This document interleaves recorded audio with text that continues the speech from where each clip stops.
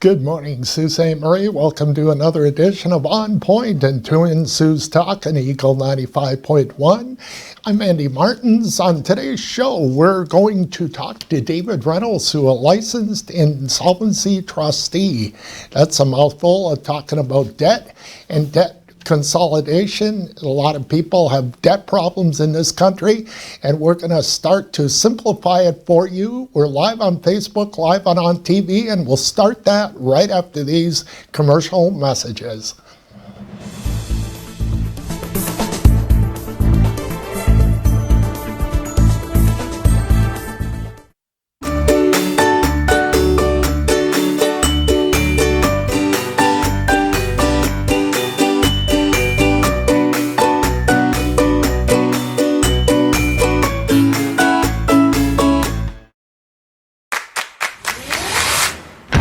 Home, lighting is just as important as style. With PowerView Motorization from Hunter Douglas, you can schedule your shades to light up the room. Create privacy, or both, automatically. No hands required. So your shades will always be in the right place, at the right time, in style. And it's only from Hunter Douglas. Angelo, it's me, Vito. Imbecile, your brother. Listen, you bring 10 gallons of flat eggshell or white paint.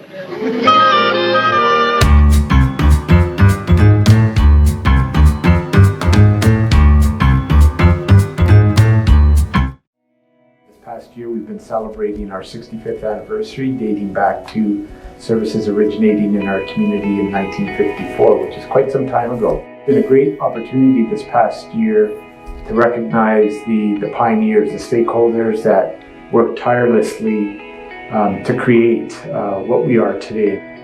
I'm grateful for everything that the families 65 years ago and the people that assembled the organization have done in order for us to achieve the success that we're experiencing 65 years later.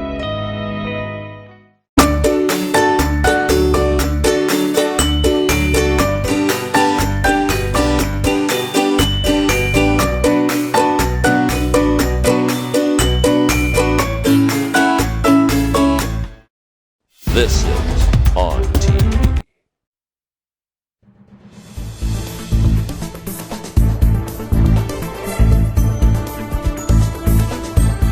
Welcome back to On Point, Tuesday, March the 10th. A beautiful, almost spring morning out there, and we're going to talk about debt and bankruptcy and all of that. And I'm thrilled to bring in David Reynolds, who is licensed insolvency trustee, and he came in from Sudbury just for our show.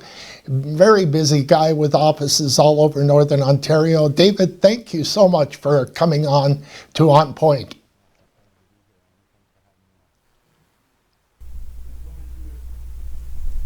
Do we have David?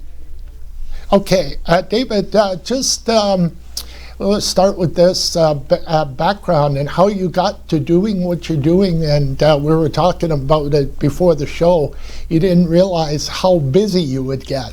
No, that's for sure. I mean, it seems more and more that people have debt in Canada that is at an extreme level. It seems to be increasing, and people more and more are looking for ways to deal with this problem and the different solutions that are available for them.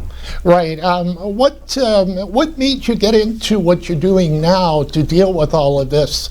Did you have an interest early on in getting into being a trustee, working basically for the creditors and making sure that you can get things done so it makes life easier for the creditors? Well, you know what? I got into this field when I was in 1989, actually. I worked for an accounting office, and this person actually happened to be a licensed insolvency trustee as well, and I really liked the the business, because people would not know what to do, and they would come into our offices and they would figure out really good solutions to what they thought were insurmountable problems. So Right. it's really a rewarding field, and I started in '89 and I'm still doing it today. And I really And you enjoy have it. offices in Sault Ste. Marie, Sudbury, North Bay, you were saying, and I do. Also in Espanola, and our Sault Ste. Marie office is fairly new, but it's up and running and very, very busy already. So it just goes to show you that, everywhere in Northern Ontario, people have a lot of debt and need help with dealing with it. so much to talk about. 31 years ago, you got into this business. What do you think's gone wrong in that time period, David? Why are we having a consumer debt that's almost $1 trillion in Canada? Where have we gone wrong? Well, I think what's happened is that banks have figured out that they can offer credit to people, and it's easy, and people, before they know what has hit them, they're in a situation where they're only able to service the debt, and banks have found that very, very profitable. So you'll commonly see people in my office that have been 15 years of making minimum payments on credit card and line of credit and still have not paid back any of the principal, and that to a bank is very, very profitable. People don't understand that making minimum payments, you're not getting anywhere. You're going to be like a mouse on a treadmill. Well, that's true, and actually the Canadian government legislated that on the credit card bills themselves, it had to have a statement of some kind that showed how long it would take to pay back the debt if you used minimum payments. And we see things like, well, I've seen over 100 years to pay back a credit card debt, and what that means is that the credit card company will get paid 10 times what's owed. So that trap is there. The banks are trying to do that to younger and younger people now, and the kids don't know better. So the next thing they know, they owe $10,000 or $20,000, and they don't know what they can do to get out of that cycle. And that's where we come in. So we show people what the options are and what the better options are for their situation. We were talking before our live broadcast here that before 1966, somewhere in there, ChargeX Visa was the first credit card. People were living without credit cards and credit. We've done that in our society, and people managed to have a house and a car and live comfortably, and then credit came in and kind of people realized that people can't manage credit. Everybody isn't the same. Do I have that pretty well correct? Oh yeah, I totally agree with that. I think that it's so easy to do that there's the trap, right? And then before you realize that you're in a position where, well, you may be able to pay some of this money back, but then life comes along, and life isn't a structured budget every month. I mean, you don't need to fix your car every single month, but when these things come, if you don't have the disposable income to actually pay for that, and you keep accumulating more credit card debt, that's where people run into trouble. And I mean, we need to do more about educating kids about this trap. It's like, to me, it's kind of like smoking was back to our grandparents. I mean, they didn't know better, and now we don't know better. And my theory is that our great-grandkids are going to look back at what we're doing with debt right now and go, wow, that was a really bad idea. Why did they do that? Right, exactly. And you must see people of all ages then in your offices across Northern Ontario. Oh, absolutely. Every age bracket, from somebody who's just coming out of school and not working in the field that they thought they would be working in, and have carried a lot of debt through becoming educated, to the person who's retired, found their income to not be, to be 50% of what it used to be, and now really struggling with the debt that they have. And then a big percentage of it is marital difficulties, so like separation and such, not being able to afford 2 places, 2 cars, 2 daycare, and all these other things. So it really bites into your debt servicing abilities, right? Before we get into the nuts and bolts of some situations here, what kind of advice do you give to young people or middle-aged people or people that are getting up like in age like I am? The fact that they pay minimum balances every month and year after year, how do you educate them to get off paying the minimum balance?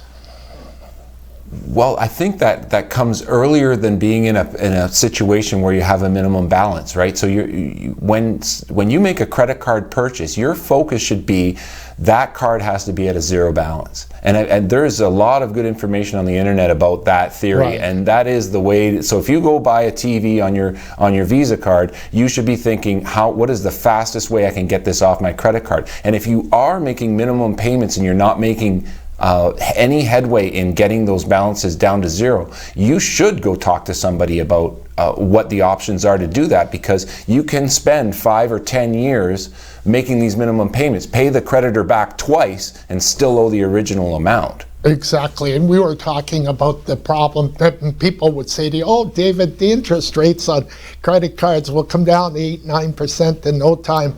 The fact is, it's not going to happen. They're going to remain high.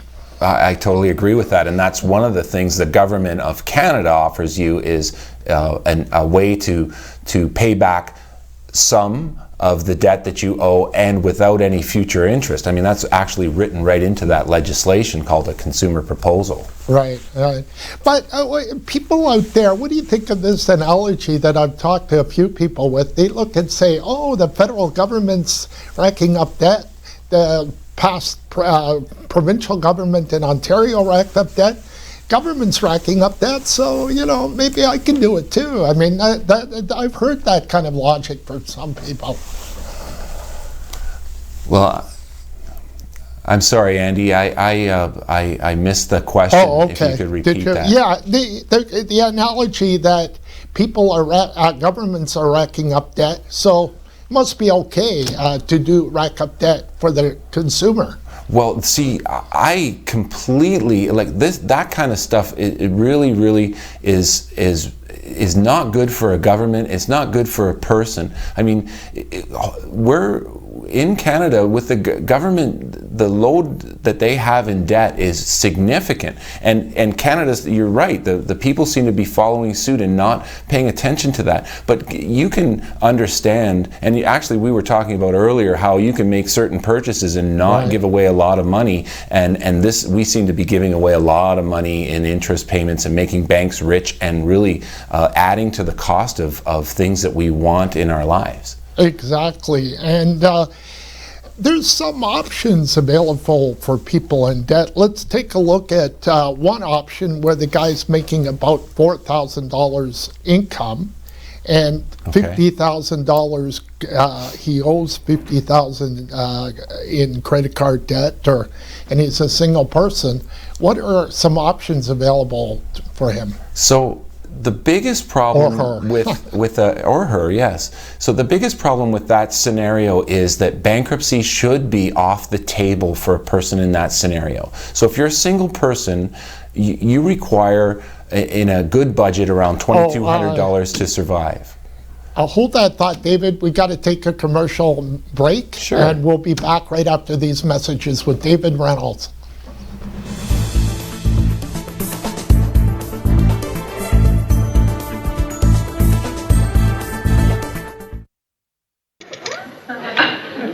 Angelo, it's me, Vito. Imbecile, your brother. Listen, you bring 10 gallons of flat eggshell or white paint.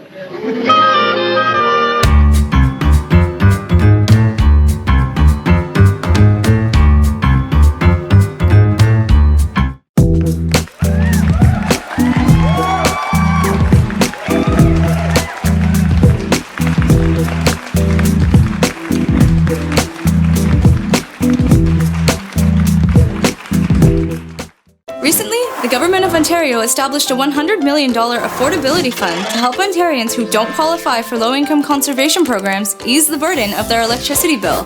Whether you rent or own your home, as long as you pay your electric bill, you could qualify. There are 3 levels of support available. The first is a home energy kit with upgrades like smart power bars and LED light bulbs. The second includes Energy Star appliances that help keep things cool during the hot summer months. The third is for electrically heated homes so that your power bills don't break the bank during those long Canadian winters. Plus, all upgrades, including installation, are completely free of charge. Visit affordabilityfund.org or call 1-855-494-FUND to find out if you qualify. If you're struggling with thoughts of suicide, there is hope and there is help. You matter. The National Suicide Prevention Lifeline is available 24 hours a day, 7 days a week. The calls are free and confidential.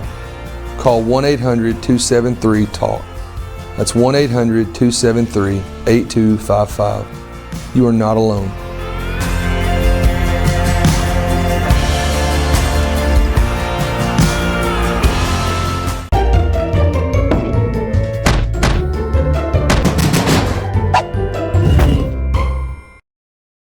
This is On TV.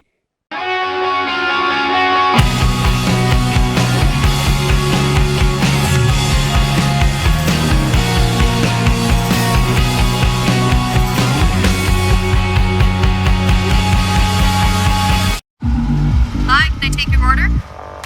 Hello? Oh, hey. Wait, what was the question? Let me guess. One driving high combo, extra baked? No. Could I get a burger with a side of fries? Think you're a better driver when you're high? Think again. If you smoked weed, wait at least 4 hours before getting behind the wheel, or don't drive at all if you're new to it, have eaten it, or if you've mixed it with alcohol.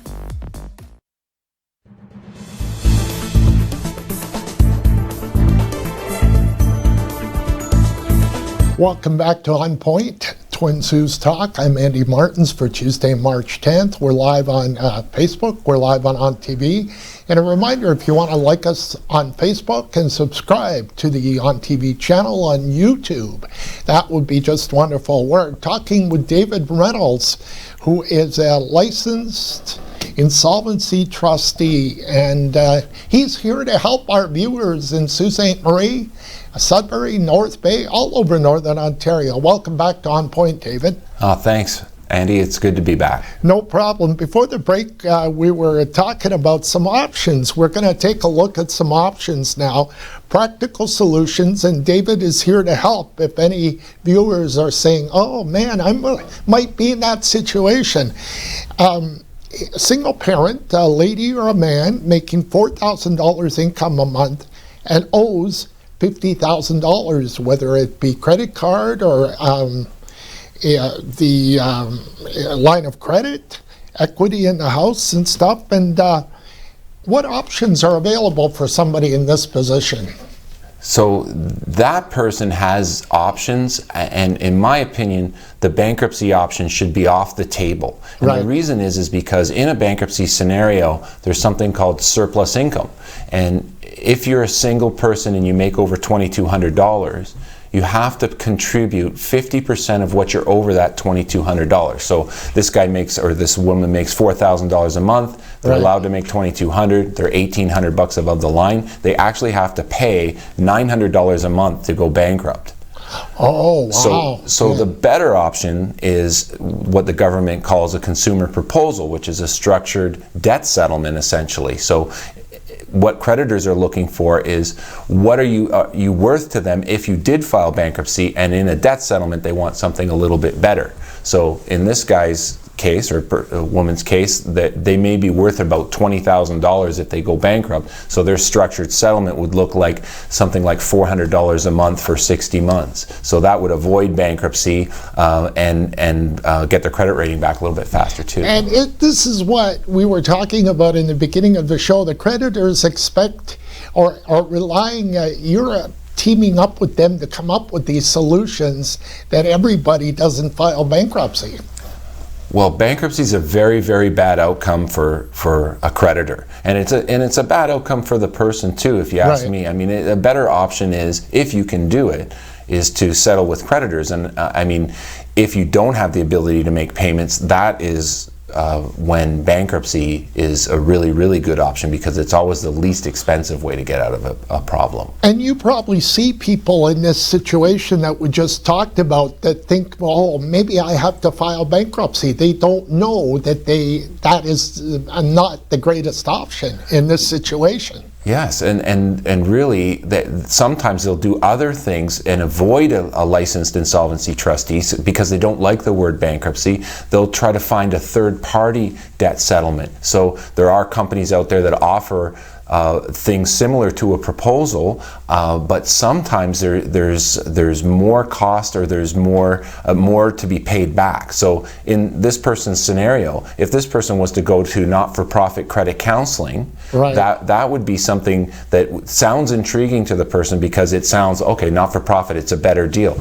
But it actually isn't, because in that scenario, that person will pay back $50,000 of the $50,000 that they owe, and the not-for-profit person will try to get that in interest-free for them. So whereas in a consumer proposal, they're worth $20,000 if they go bankrupt, the $24,000 would be the settlement in a consumer proposal. So much better option. Right, exactly.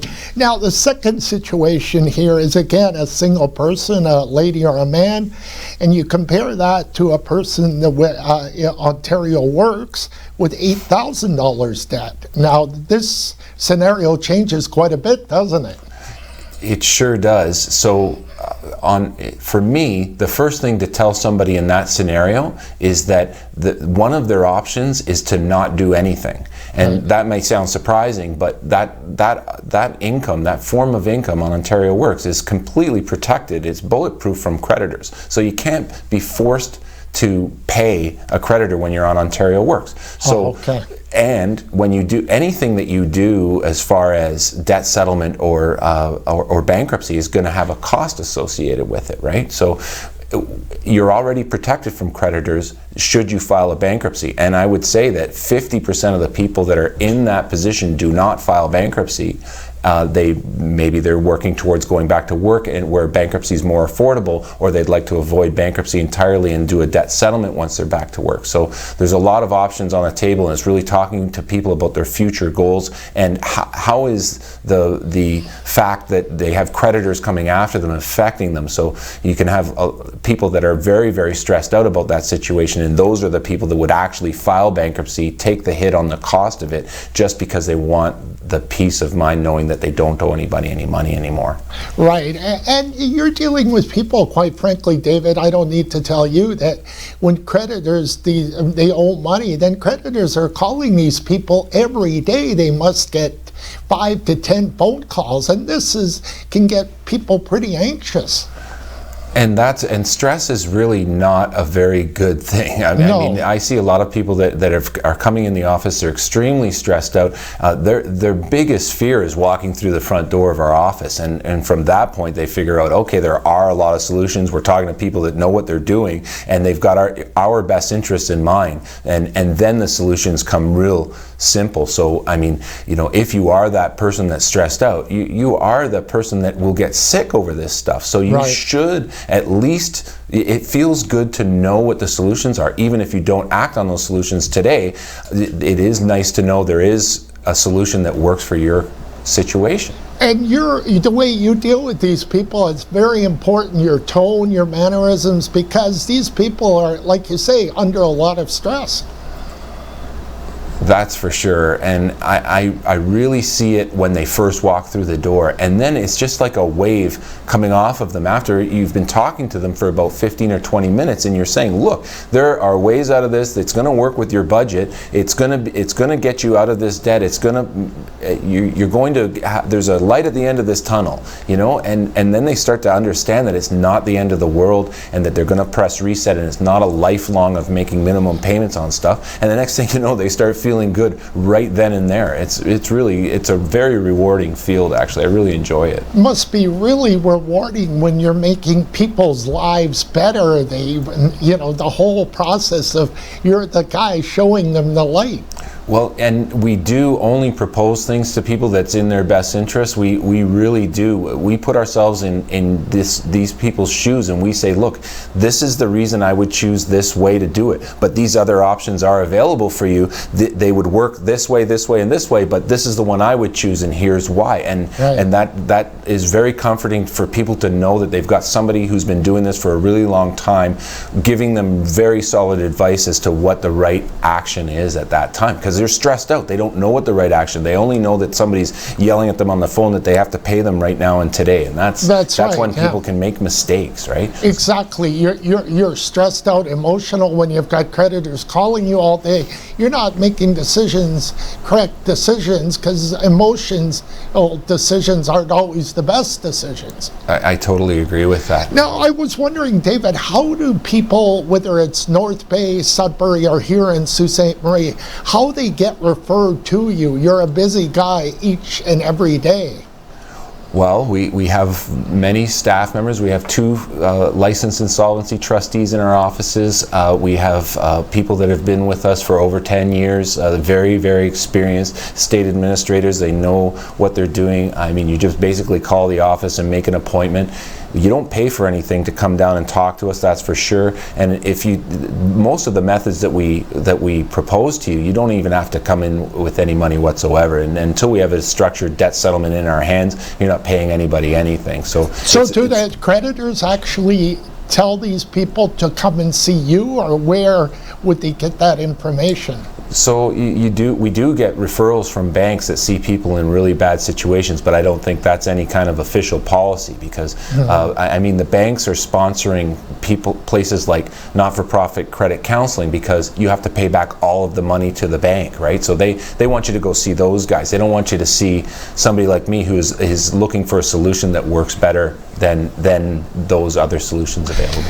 My final, I've got about a minute, David. Sure. How do you see this process that you're doing every day in, day out?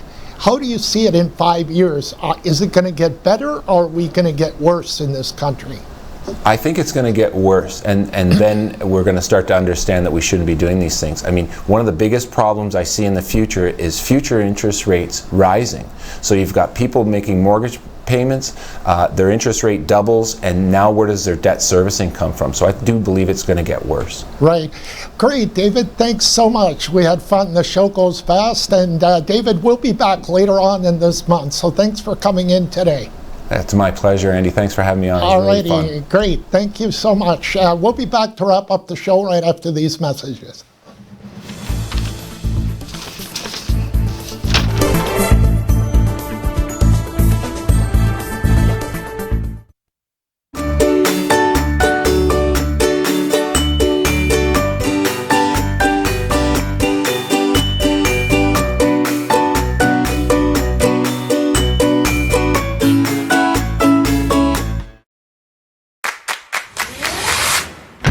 Home, lighting is just as important as style.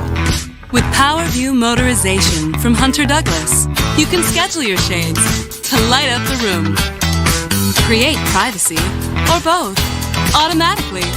No hands required. So your shades will always be in the right place at the right time in style. And it's only from Hunter Douglas. Angelo, it's me, Vito. Imbecile, your brother. Listen, you bring 10 gallons of flat eggshell or white paint.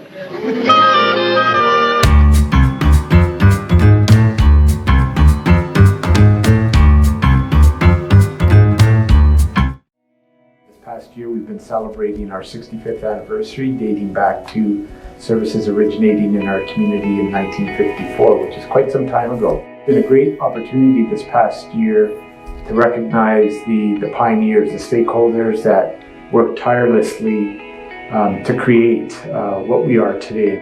I'm grateful for everything that the families 65 years ago and the people that assembled the organization have done in order for us to achieve the success that we're experiencing 65 years later.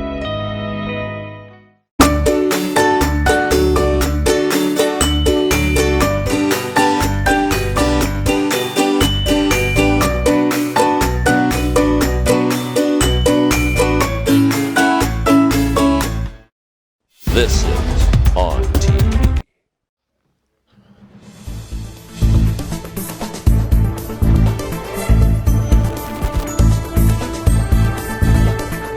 Welcome back to On Point Twin Sault's Talk on the Eagle 95.1. I really appreciate David Reynolds coming in. As you can see, folks, the Debt management is a big topic, and he'll be back later this month on March 24th. Next week, Rory Ring and the new Ontario Liberal leader, Stephen Del Duca, on this show, and we'll see you then. I'm Andy Martins. Have a great week. We'll see you on Monday next week. Take care.